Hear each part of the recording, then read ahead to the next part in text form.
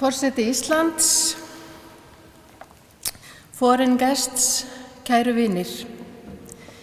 Það mér heiður og gleði að bjóða ykkur velkomin hingað í Hallgrímskirkju í dag til að fagna á 200 ára afmæli hins íslenska biblíufélags. Eins og þið sjáið þá yfirskrift dagskrárinnar tekin úr sálmi eftir sem við syngjum hér á eftir. Þann arf við bestan fengum, en hátíðardagsskráin fer fram í tal og tónum eins og Jóhanna Vigdís gat og það kannski eins og vera ber því fá rit hafa haft meiri áhrif á íslenska tungu, listir og menningu en Biblían.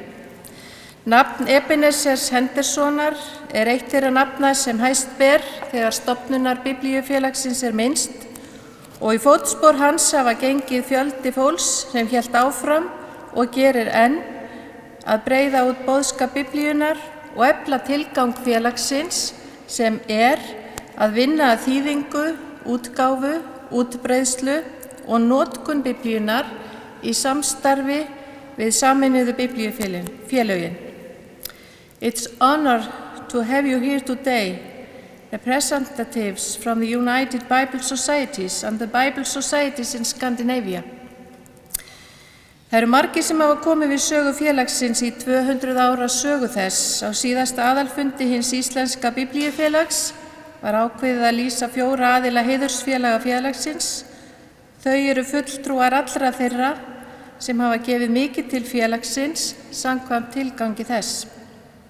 Við horfum líka til framtíðar í lok dagskrárinnar og mun fulltrúi ungu kynslóðarinnar og framtíðarstoða félagsins vekja okkur til umhugsunar mótun framtíðarinnar.